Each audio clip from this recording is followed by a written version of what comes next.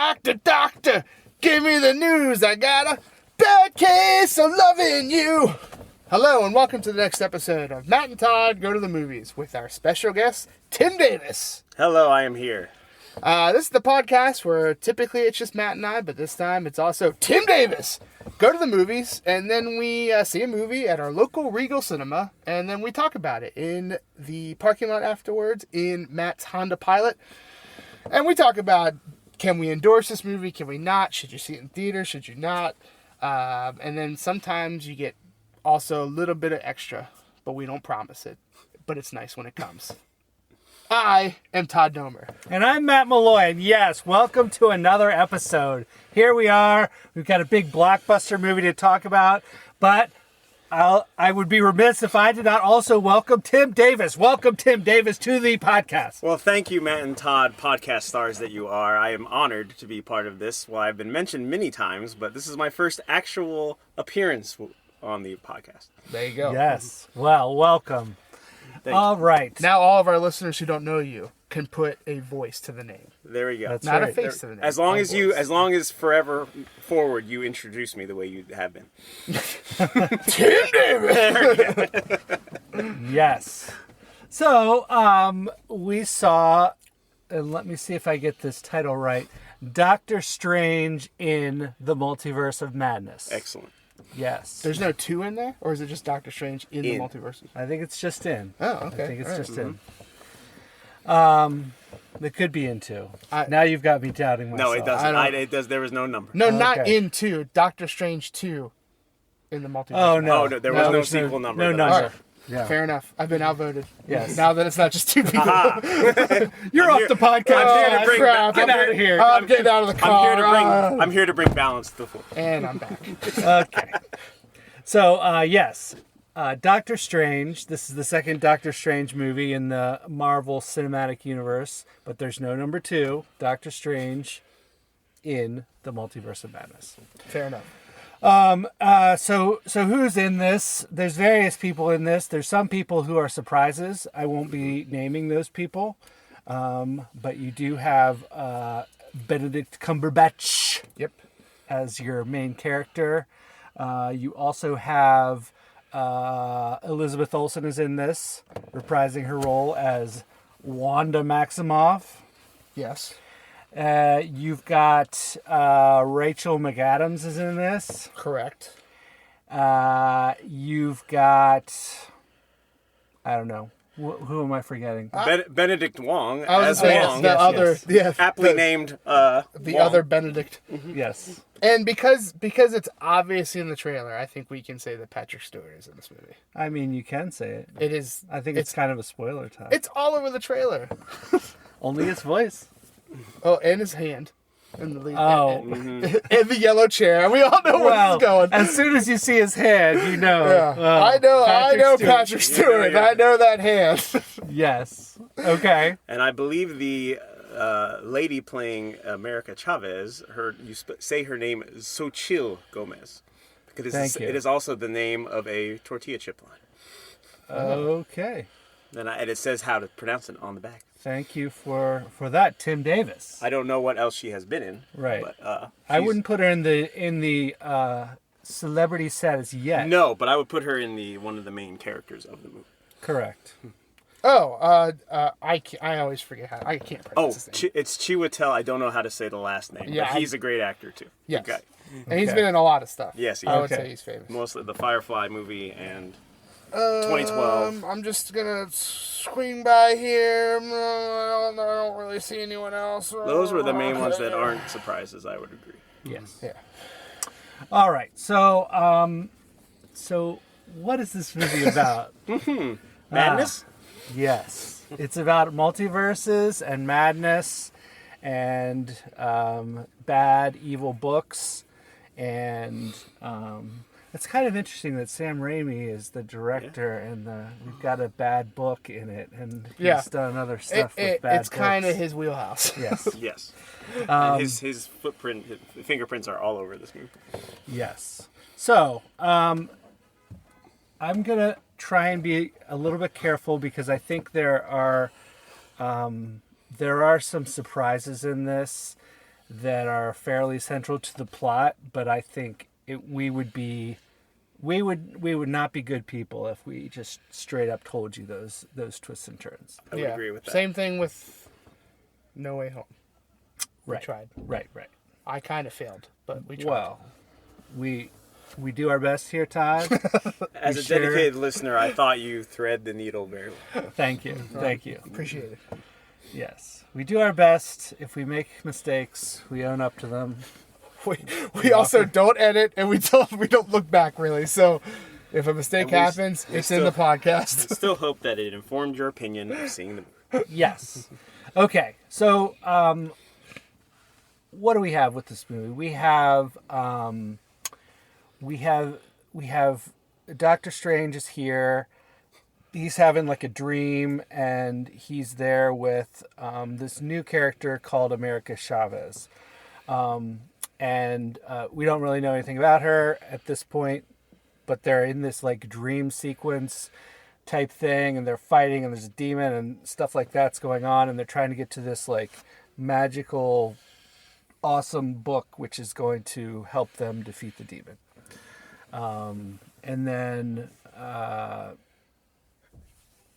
And then Doctor Strange wakes up, and it's just been a dream, and he's like, okay, that was just a dream. It seemed really realistic and all this stuff. And so he's like, okay, I'm just going to go about my daily life. And then he goes to the wedding of his former, I guess they dated at some point in this universe, right? They dated. I believe they were dating after the first movie. I think, or yeah, something. they were together in the first movie, but then they pretty much got estranged when he had his own accidents that broke all his tickling ivory fingers. Yes. Right. Surgical implements. Right. So he goes to her wedding, and he's kind of reflecting on his life, and then while they're at the reception, this giant monster comes on the scene, like another demon-like creature, and starts like attacking the city. And guess who shows up? But America Chavez is there in the flesh, not just in a dream. And he's like, what the heck? And he and Wong fight the monster, and the monster seems like it's trying to get America Chavez, right? So after they do defeat the monster. Is that a famous monster that I should know, or is it just? So it's technically, like, for the movie purposes, it's this thing called Gigantros or something like that. Okay. But any Doctor Strange fan would know it most likely as Shumagorath, but they don't own the rights.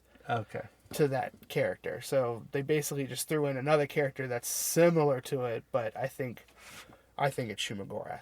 Shumagorath. The only thing that you should know if you're not a comic book fan is that it was a playable character in Marvel's Capcom 2. I was going to say that was my introduction to him. That's where most people probably know that character from. Even when I saw the commercial, I said, "Is that the one from the game?" Yeah.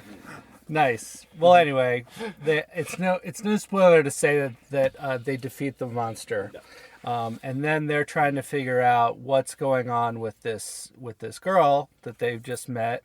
And she's like, well, I'm from like a different universe and stuff like that, and I can sometimes move between universes. And they're like, oh, that's pretty special, and we want to try and figure out like who's trying to attack you and get your powers and stuff like that. And so then a bunch of stuff happens. They go and talk to Wanda Maximoff, and they're like, there's some like... There's like witch stuff going on. Can you consult? And so they get her opinion and stuff, and then yada yada yada. We moved out. Let's just say multiversal adventures ensue. Well, right, they do, and you know, there's an attack on like the Citadel thing, where all the sorcerers are, and the villain of the movie comes and attacks them. And I'm just going to refer to that being as the villain of the movie from now on. Yes. So in the process of this battle, Doctor Strange and America get like bumped out of that universe, and then they're kind of just traveling through, and they're learning about they're learning about the multiverse and learning about America's powers, who she really can't control them. And then we find out that the villain has been using this like evil book. That's where the evil book comes into play. And so the villain is like corrupted in mind by this evil book. And so, then it's kind of a race across universes to try and the villain wants to take the powers from America Chavez and like extract them from her, killing her in the process, so that the villain can move between different universes for reasons of their own. And so Doctor Strange is trying to protect her, and there's a lot of fun stuff that happens in alternate universes. I won't reveal it. I'll just say it's fun stuff that happens, and you get to meet characters you weren't expecting, and people drop in, and you're like, oh, hello. Yes. As long as every time they drop in, they're like, oh, hello. Oh, hello. Yes. I think there was an actual hello at one point. Super polite, like, oh, how you doing? Yes. And so, of course, it kind of all culminates in a pretty Marvel way to have a massive battle at the end, and things are resolved, and then you have your post-credit scenes, of course, as you will have in pretty much any Marvel movie. And that is what I'm going to say about that. And I will now throw it to Todd. What are your thoughts? Well, I did enjoy this movie. Good amount to a lot. But somewhere in there. Okay. I will start with, I guess, some of the things that personally I didn't like. And none of it's massive, I don't think. Like, it's just, I would say most of these are going to be old Toddisms that, like, kind of make me, but they're not, like, they're just to me. I don't know if there's people. Breaking. Yeah, if there's people out there who agree with me, then I don't know. Maybe pay attention. If you're typically like Todd's crazy, then you might zone this out. Don't turn off the podcast, but just zone it out until the other people start talking. Got to be open to other people's opinions. So, this movie is incredibly trippy, which I really liked, and it felt out of the norm of most Marvel movies. It does hit a lot of Marvel points, but it's spliced in there with like nice elements of horror and suspense and stuff like that, which I thought was just a nice breath of fresh air to a Marvel movie.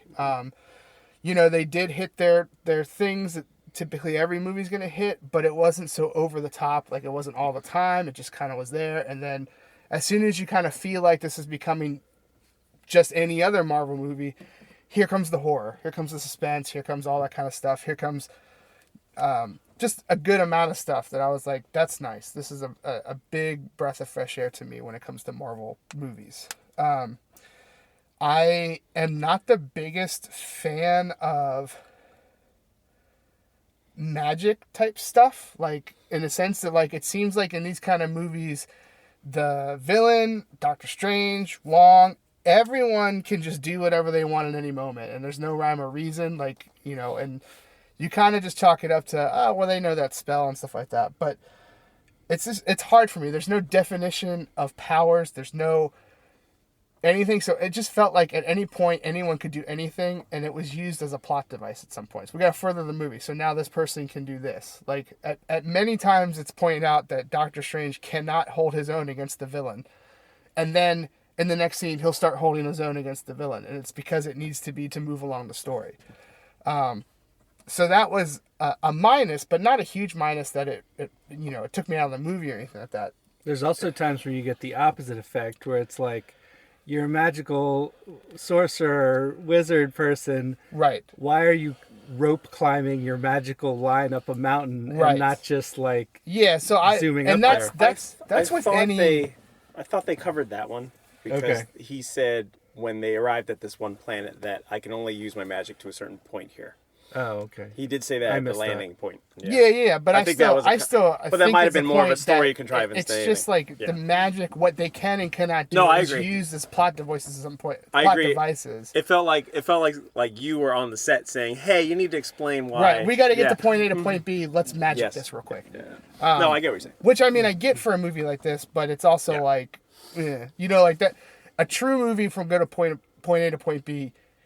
Like the best movies, in my opinion, use storytelling to get through there. No, this is not storytelling at times. It's just we got to get there, so let's get there as fast as possible. But I mean, other than that kind of stuff, like there's a ton of stuff in this. If you're a comic book fan, to make you happy, there's a ton of stuff in this. If you've watched all the movies and all the shows, to make you happy. If you haven't watched all the movies and the shows, I think you're going to be pretty lost in this movie. So this is like I feel like this is the first movie, maybe besides No Way Home, that if you haven't watched the stuff that's come before it that you need to watch, you're going to be really lost in this movie. I was going to bring that point up as well. Well, I will have some perspective on that because I have not watched all the shows. Oh, interesting. Okay, nice. Oh, I can't wait to hear it. So, but yeah, I mean, I can't count that as a minus really because I've watched everything. So I mean, I was kind of there. But so I'm gonna rush through my stuff so we can get to you, Matt. But I just there's some very very. I mean, like it's hard to give Marvel movies credit for like CGI battles and stuff like that, as we've talked about this, because I think they've just mastered it at this point. Like, but I'll still give credit where credit's due. There's some very great kind of like, magic people doing magic things that like look very cool, and like there's one specific battle that uses music, and it just like that was so cool to watch. And the marriage of the score with it to make that work. It just was like very very cool. Like they could have just like sat back and just done basic action. Here's a bolt. Here's a spinny thing. Here's some lines that I draw, which seems to be most every other Strange move is like, let me twist my hands and here's a circle from nowhere that's going to do something. But, they put, and I think this is specifically Sam Raimi, puts the effort into that kind of stuff. And that's what, in me, puts his movies over the top. And it's a great example in this movie of that kind of stuff. Attention to detail, doing cool things like that.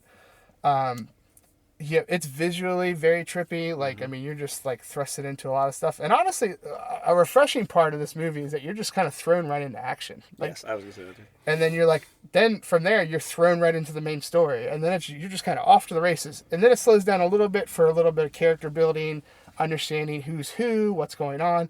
And then you're off to the races again. So I felt that kind of method of storytelling worked very well for this, because you start off strong and you're kind of like, and then it slows down, and then just at the point where you're like, okay, let's start picking up again because I haven't seen any kind of magic circle in a while. I'm ready for some fighting.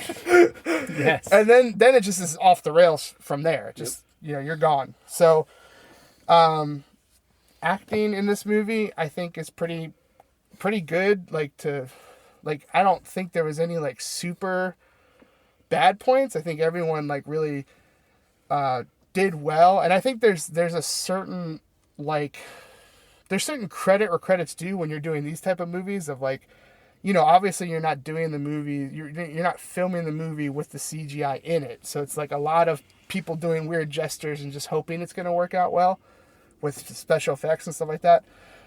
But honestly, with these type of movies, there's not time to, in my opinion, for anyone to hit a home run acting wise. Like, you're not given enough time of dialogue and anything like that to really go like it makes you go, wow, that was good, everyone did good, but you're not like, in my opinion, you're not like, oh, that person was like such the standout, that monologue they gave was amazing or whatever. Like, these films don't have that sometimes, and I feel like this is one of those. And it's not a minus for the film, it's just, if someone's like, Todd, why didn't you give the actors more credit? I'm like, that they're not given enough room to do that kind of stuff where you would really say this person hit a home run, because they got all these points they got to hit and they can't waste any time and stuff like that. So, but I mean, obviously, I feel like we're all going to land on this point. If you're planning on seeing the movie, you got to see it in theaters. Mm-hmm. If you're at all interested in Marvel movies or anything like this, see this movie. If you're a Sam Raimi fan, see this movie. It hits all those points that if you're going to see it and you like these kind of movies, one, you need to see it, and then you should see it in theaters. There's no reason to wait for streaming for this, in my opinion, unless you hate theaters or you're scared of catching the coronavirus or something. Like, then I'm like, okay, I guess, but mask up and get in the theater. So I'm going to leave it there. I've talked enough, but I'm going to turn it over to Tim Davis. Yes, that intro, yes. I am in line with a lot of what Todd said, but I do think I liked it more than he did. That tends to be, if you know me, a thing of mine. Hashtag Tim loves everything. But I really thought, I agree with Todd, especially in that this felt different than other Marvel movies in some ways. It felt like a different movie. It also felt like a Doctor Strange movie and not a Marvel movie, which, is a little refreshing because some of these movies will have a certain character's name in it, but it's really about everybody or it's about multiple people. Yeah. This did feel like Doctor Strange was the heart of this movie. And that helps too. As a character who I don't know much about other than Todd's, knowledge of comics over the years where I've kind of learned stuff through osmosis, but that's about it. And again, I agree with the trippy visuals and just really cool use of CG I thought in this movie. It wasn't just CG for CG's sake. Like, it either enhanced the fight scene or just for just really cool looking different universes or backgrounds even at times. Just like everything just looked interesting. And you wanted to kind of look at the background to see if you were missing something almost. And there were, because there were times where they're hopping universes and you're not sure if should I be looking everywhere? Yeah, you're just trying to, you're watching the characters go through stuff, but then you're also trying to focus Make sure on the I'm not missing background. anything. See, what are we missing? It reminded me a little bit of the Mysterio effects in the second Spider-Man movie, which also were really cool looking, I thought. And I just feel like, like you said, they've just mastered how to make some interesting visuals that you've probably never seen before. And there were also even callbacks to the first Strange with like the bending cities and buildings moving around and the Mirrorverse effects. So like visually it's a feast, I would argue. And again, it goes back to the theater argument. This is a theater movie. And like you guys, I am on the train of movies belong in theaters, especially big blockbusters like this. It's meant to be seen in a big screen, with the sound, with the visuals, and with people around you. There's just something that is being lost in the streaming world, I would argue. I actually thought the acting was really good in this movie. I think we can safely say, Elizabeth Olsen, I thought brought it to an extra level. She brought basically the same ethos she had in the WandaVision television show that's on Disney Plus to this. And I just find that she brings a little extra acting ability to these movies. Benedict is Benedict, Wong is Wong. They're all, you know what you're getting from them. But there's something about her that brings an extra vulnerability and, pathos that you're kind of along board with because she's such a good actor. Except when she's asked to do an accent. And what I'm glad is they didn't just drop it. I'm glad that they decided not to because they did distract from her. I agree. Yeah. They're like, you're not pulling this off, so just stop doing it. Right. Should we address it? No. Move on. Yeah. Move on. But I also agree with the point about that this movie helps if you are caught up in the world of the Marvel Cinematic Universe. WandaVision informs this. What If informs this. Do you need to have seen them? No, you could probably still be like, wow, there's some interesting stuff going on here because it's the multiverse. But if you have watched those shows, it pays off some things that you weren't expecting to get paid off. Or things that you're like, wow, they brought that back. Okay. And it's like you said, for the deeper fan, you can really appreciate it. But I do think, and we'll see if Matt agrees, but you can still be along for a ride and go, wow, interesting. Okay. And, maybe it'll make you want to check out those shows to see how these things tie together or not. I feel like I was afraid it wouldn't do that. And that if you were another fan, like you said, you get lost if you're just a casual MCU fan. But my hope would be, and I'm sure it's theirs too, is that you might be turned on by like what you saw, or intrigued by it, and go, okay, let me see where maybe some of this lies from, and which is ultimately the goal of these movies. Keep watching them, and obviously they set up some more interesting stuff as you would expect, And especially when you do multiverse, because you can really play with anything once you open that door. So, Yep. yeah, so overall, I really enjoyed it. And I wasn't sure what to expect going in because I really felt Spider-Man No Way Home was another peak, so to speak, of like great movies in this world, like after Avengers, Infinity War, and Endgame. And I'm just like, how many heights can they reach? Wouldn't say this reaches that height, but it's interesting and another, wow, okay, now what? So we'll see what happens next. Yeah, I mean, I would argue that no movie is going to reach the height of No Way Home because that's 20 years of movies right, and built into that movie. Just like Infinity War and Endgame built all those ones before it. I think we're not going to see that again. And I actually like that's okay. Like it makes those it makes those special. Like I would argue, and that's almost. I don't want to say people should temper their expectations for this, but it's a different type of movie here. Yeah. They weren't trying to be super epic. They were trying to be interestingly and crazy. Yeah. But maybe not the same epic you might have thought after No Way Home. But that's okay because it worked for what I think this movie was trying to do. And then just to go back to the Sam Raimi points, this is very much a Sam Raimi movie. If you like his style, his play on horror movies, and the way he kind of likes to have monsters and jump scares, which you don't really see in these kind of movies. And it was, of course, Danny Elfman doing the music as well, which I thought really helps when you get a professional composer like him to just add his touches. He and Raimi kind of have always been in sync over the years, so the musical, I thought the music touches in this were, there are especially some nice callbacks to other things that Elfman has done that really play into the soundtrack if you're listening. So that's a nice Easter egg if people are listening. Matt, I shall turn over to you. All right. Well, we've covered a lot of ground already. I won't rehash much of what you two have already said. I have some other points that I'll get to, and I'll try and hold our time down a little bit. Yeah, sorry about that. No worries at all. I don't care. Go forever, Matt. Yeah, thanks. Bring in the fresh perspective. Yes, Of someone who's Yes, I do want to hear about it. So the first thing I'll say is about the theater experience. It was a full house tonight. Yes, we went to a 6:30 show on, I guess you call it opening night. It's Thursday night, but it was pretty full.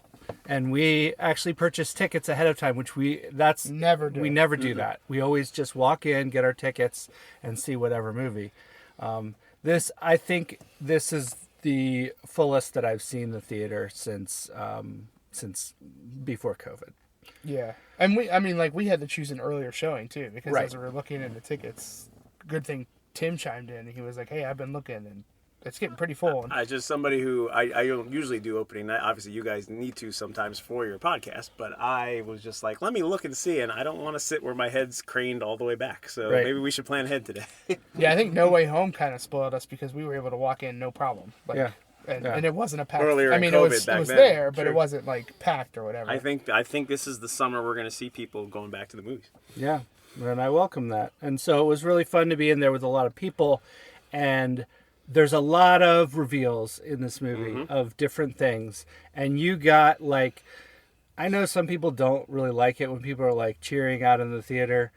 I think there's times where it's fun. I liked it in this movie. Yeah. Tonight was one of the nights where it was fun. I agree.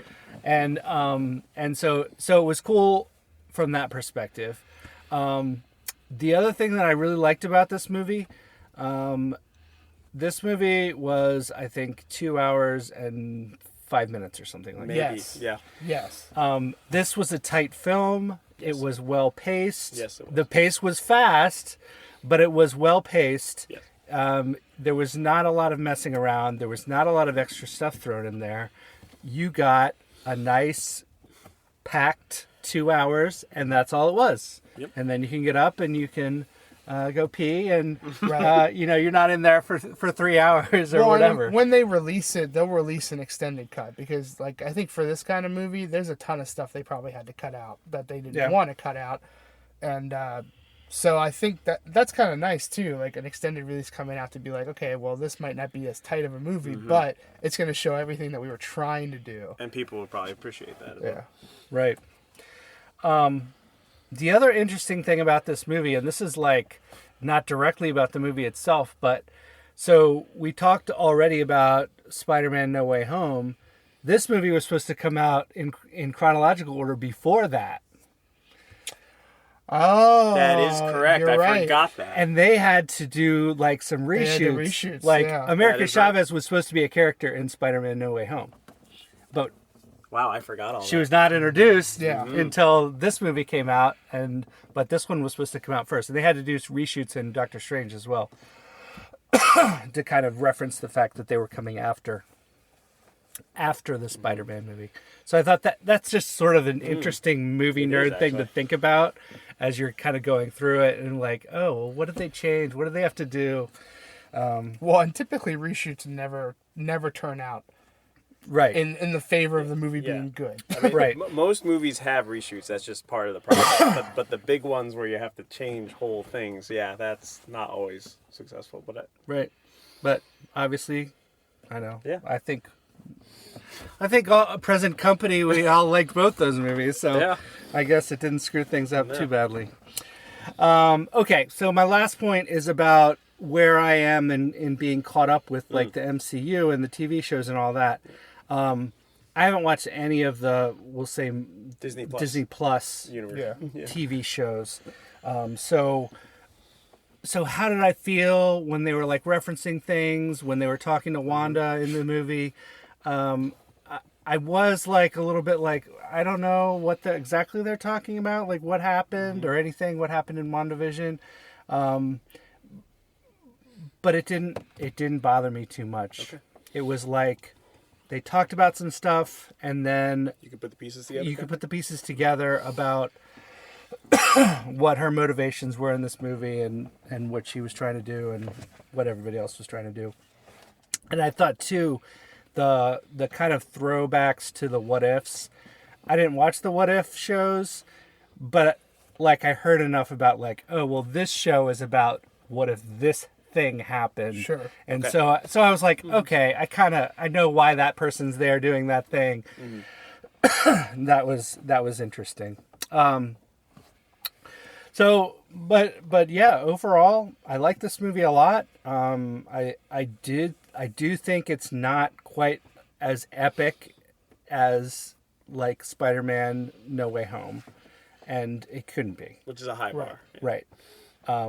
I agree that this was like a magical horror, Doctor Strange focused movie, and it should have been. And that's what it should be, as like an incremental, like not a peak Marvel movie, but like an incremental move the universe along and focus on one character or one or two characters and see what happens from there. So yeah, I liked it. I agree. See it in the theater. If you're a Marvel fan at all, watch it and you'll like it. I think you'll like it. So Fair. those are my points. I was happy that we had a good theater experience tonight. Yes. Although I heard about the one a few the times clapping ago. before the movie started, I was like, all right, okay, I get it. had- Everyone's excited. Come I on had now. that at Spider-Man as well, so And then- that surprised me. But I do have to share with our audience that I hit a personal milestone tonight of stuff I try to sneak into the theater to eat. Yes. I was able to sneak in peeled shrimp tonight with Old Old Bay Bay on seasoning it. on it. I could smell it. He was right next to me. Very Which nice. was amazing. It was nice. So take that. Do with that information as you will. Except for turn me in. I'm reporting you to the FBI as we speak. No! All right. We're gonna send So you to another universe. yeah. How many sling rings would you give this movie? Which a sling ring is what the magic users use to open their teleporter things, like by waving their hand and stuff like that. Which Yes. is always the most ridiculous thing to me, that they can do anything in the world, but when it comes to doing this thing, they need their weird 2-finger ring. They do. So obviously, 0 being bad, because then you have no sling rings and you're stuck travel anywhere. wherever you are. Right. 5 being the best, because then you got a ton of backups. So if you happen to lose 1 or 2, you're still good. You're still good to sling ring. That's right.